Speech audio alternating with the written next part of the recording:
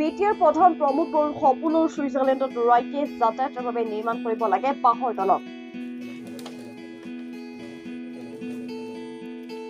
গুৰেছৰ ঐতিহাসিক হৰদত্ত বীৰদত্ত পথৰ কচুলাবাসীৰ ৰাইজে বছৰে বছৰে নিৰ্মাণ কৰে দলংখন। পৰিৱৰ্তনৰ শ্লোগানেৰে প্ৰমোদ বড়োৰ নেতৃত্বত UPPL চৰকাৰে BTR ছুইজাৰলেণ্ড আৰ্হিত ৰাস্তা ঘাট নিৰ্মাণৰ বাবে প্ৰদান কৰাৰ প্ৰতিশ্ৰুতি ৰখাৰ ঐতিহাসিক হৰদত্ত বীৰদত্ত পথৰ কচুলাত আজি কোপতি নহল পকী দলং। পবিত্ৰ ৰাইজে শীঘ্ৰে মৰাজানৰ ওপৰত পকী দলং নিৰ্মাণৰ ব্যৱস্থা কৰিবলৈ ৰাইজে দাবী উত্থাপন কৰিছে। BTRত পৰিৱৰ্তনৰ শ্লোগানেৰে প্ৰমোদ বড়োৰ নেতৃত্বতে UPPL চৰকাৰে BTRত ছুইজাৰলেণ্ড আৰ্হিত ৰাস্তা ঘাট দলং নিৰ্মাণৰ বাবে প্ৰদান কৰা প্ৰতিশ্ৰুতি অসাৰ হৈ ৰল।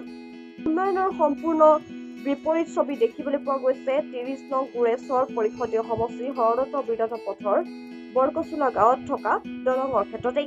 আজি ৰাইজে নিজে ওলাই আহি নিজৰ খৰচেৰে শ্ৰমদান কৰি বাঁহেৰে বৰকচুলি বাগডোবা সংযোগী হৰদত্ত বীৰদত্ত পথত থকা এখন দলং মেৰামতি কৰে। উল্লেখ্য যে 2013 চনতে BTCৰ প্ৰাক্তন মুখ্য কাৰ্যবাহী হাগ্ৰামা মহিলাৰীয়ে প্ৰায় 1 কোটি টকা ব্যয় সাপেক্ষে লোক নিৰ্মাণ বিভাগৰ মুছলপুৰ সংমণ্ডল তথা গুৰেশ্বৰ উন্নয়ন খণ্ডৰ কাৰ্যালয়ৰ অন্তৰ্গত বাগডোবাৰ পৰা হৰদত্ত বীৰদত্ত পথটো নিৰ্মাণ কৰে।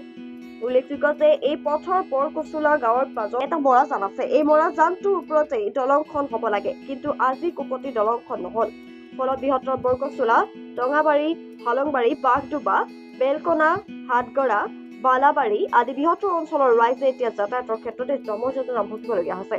ক্ষোভিত হৈ পৰিছে এতিয়া ৰাইজ। সেয়েহে উক্ত মৰাজানৰ ওপৰতে পকী দলং নিৰ্মাণৰ ব্যৱস্থা কৰিবলৈ ৰাইজে দাবী উত্থাপন কৰিছে। ৰাস্তাটো মানে দলংখন অতি দৰকাৰ আৰু একদম অতি সোনকালে যিমান পাৰে সোনকালে দলংখন কৰি দিয়াৰ কাৰণে ব্যৱস্থা কৰিব লাগে চৰকাৰে।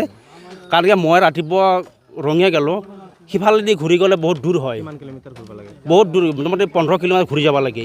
এইটো ৰাস্তা দি গ'লে তাৰমানে মোটামুটি 5 কিলোমিটাৰ মানে হেৰি শ্বৰ্ট হৈ যায় ৰঙিয়া ফালৰ পৰা আহিলে।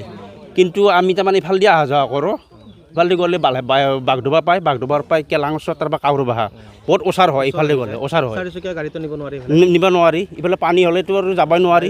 এতিয়া ৰাইজে এতিয়া আজি মানে বাঁহৰ মানে ব্যৱস্থা কৰি দিছে, সিহঁতে নিজৰ খৰচা দি মানে বনাইছে।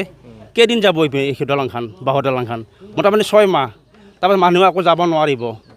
সেইকাৰণে মই অতি সোনকালে যাতায়াতটো একদম বেয়া, বহুত বেয়া আৰু অহা যোৱা কৰিবই নোৱাৰি। ইফালে তাৰমানে এইখন গাঁও বৰকচুলা গাঁও বুলি কয়। এখন তাৰমানে এনেকুৱা মানে আমাৰ কষ্ট হয়, এই দলংখন যে কিয় হোৱা নাই। আমি তাৰমানে এই দলংখন হোৱাটো বহুত মানে বছৰে হৈ গ'ল, হোৱাটো কামনা কৰি থাকোঁ। কিন্তু যেতিয়া মানে ইলেকশ্যন আহে, এই সময়ত মানে আমাক কয় যে মানে ইলেকশ্যন মোক দিয়ক, মোক ভোটটো মোক দিয়ক বুলি কয়।